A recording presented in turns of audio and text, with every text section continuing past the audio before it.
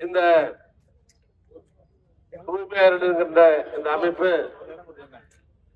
அரசியல் இயக்கங்களுக்கு அப்பாற்பட்டு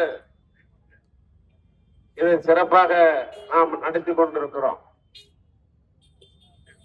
இதன் மூலமாக பல்வேறு மக்கள் தொண்டை நாம் செய்து கொண்டிருக்கிறோம்.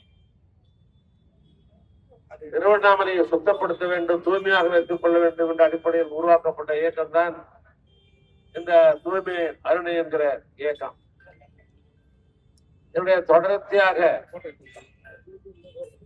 நமது நகரில மழை இருக்கிறது என்கிற காரணத்தினால் வெயிலுடைய தாக்கம் நம்முடைய ஆன்மீக நகரிலே அதிகமாக உண்டு. ஆனால் பசுமையான மரத்தை வளர்க்க வேண்டும் என்று 2வது கட்டத்திற்கு போனோம்.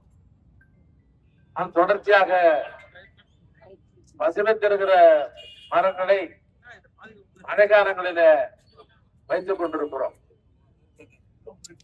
3வதாக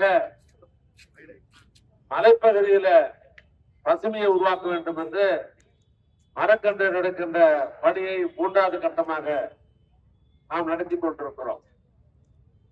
அதைத் தொடர்ந்து 4வது கட்டமாக நம்ம ஊர்ல இருக்கிற நம்முடைய தாய்மார்கள் அவர்கள் மகப்பேறு காலங்களில் அவருக்கு உதவி செய்ய வேண்டும் என்ற அடிப்படையில் நம்முடைய தூய்மையாளர்களின் சார்பாக மகப்பேறு காலங்களில் சகோதரிகளை கண்டறிந்து அவருக்கு வேண்டிய வளைகாப்பு என்ற ஒரு நிகழ்வை சிறப்பாக நடத்தி அருணை மருத்துவக் கல்லூரியோடு நாம் இணைத்துக் கொண்டு அவர்களுக்கு 1000க்கும் மேற்பட்ட சகோதரிகளுக்கு இலவச கர்ப்பிணி பெண்களுக்கு இலவச பிரசவங்களை அந்த மருத்துவக் கல்லூரி மருத்துவமனையோடு இணைந்து நாம் நடத்தி கொண்டிருக்கிறோம். இப்பொழுது 5வது கட்டமாக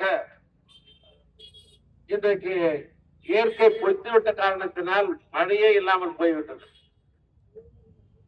அதுவும் குடிநீருக்கு பஞ்சம் என்ற நிலை வந்துவிட்டது.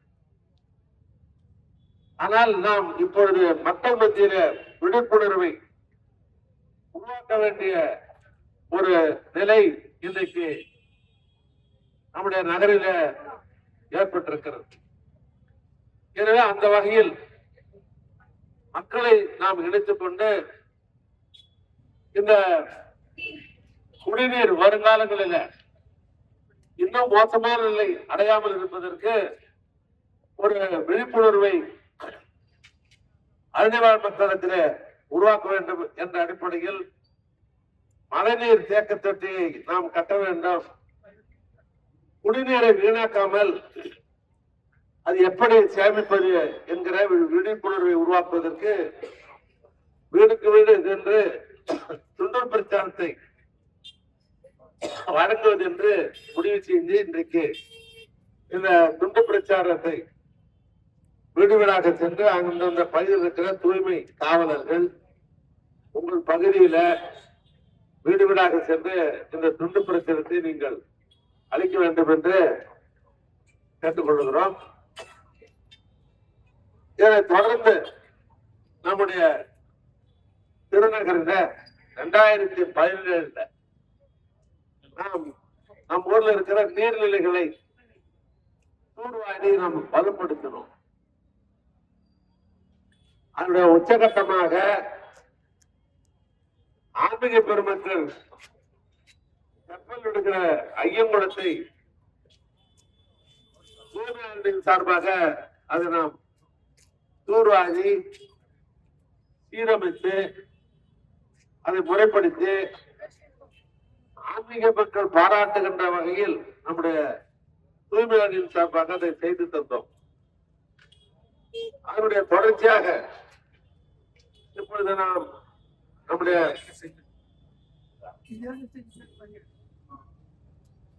2017 திருவண்ணாமலையை பொறுத்தளவுக்கு ஐயங்குளத்தினுடைய தொடர்ச்சியாக எல்லைப்பள்ளி குளம், ராஜேந்திர நகர் குளம், ஜடாயுவாயு தீர்த்தம், செட்டிக்குளம், பிள்ளைக்குளம், கீழாத்தூர் செட்டிக்குளம் ஆகிய 7க்கும் மேற்பட்ட குளங்களை சீர் செய்து அதை ஆழப்படுத்தணும். இப்ப அதே தொடர்ச்சியாக இப்பொழுது மாநகராட்சியில நாளை தினம் ஒரு கடிதம் கொடுத்திருக்கிறோம். திருவண்ணாமலையில திருநாட்டில் இருக்கிற வேலைப்பெண் குளத்தையும் அடியண்ணாமலையில ஆன்மீக பேருக்குள் போகிற இடங்கள்ல வலதுபுறத்தில இருக்கிற ஒரு குளத்தையும் 2 குளத்தையும் இந்த ஆண்டுல குண்டக்கூடிய நகரில் இருக்கிற குளத்தை ஆக 3 குளங்களை சீர் செய்வதற்காக மாநகராட்சியில் அனுமதி பெறுவதற்கு நாளை தினம் கடிதம் கொடுத்திருக்கிறோம். அந்த அனுமதி பெற்றவுடனேயே அந்த 3 குளங்களை தூய்மையாளரின் சார்பாக நாம் அதை அந்த கட்டுமானத்தை வலுப்பெறு வைப்பது அதனை தூர்வாறுவது போன்ற பணிகளில் ஈடுபட இருக்கிறோம்.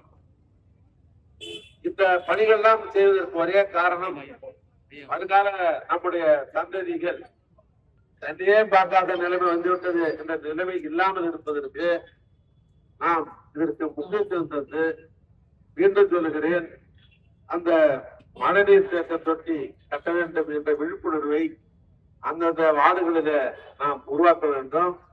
அதுமாதிரி குடிநீரை வீணாக்காமல் பார்த்துக் கொள்ள வேண்டும். மழை பெறுகிற பொழுது மழைநீர் தேக்க தொட்டி தான் முக்கியம் என்பதை நாம் மக்களிடத்தில் விழிப்புணர்வை உருவாக்க வேண்டும் என்ற இந்த அடிப்படையில் இன்றைய தினம் இந்த விழிப்புணர்வை நோட்டீஸை எல்லா இல்லத்திலையும் கொடுக்கணும். மீண்டும் ஒரு முறை தூய்மையாளர்களுடைய அமைப்பாளர் என்ற முறையில் உங்களை அத்தனை பேர் அன்போடு கேட்டு இந்த அளவிலே என்னுடைய உரையை நான் நிறைவு செய்கிறேன். நன்றி.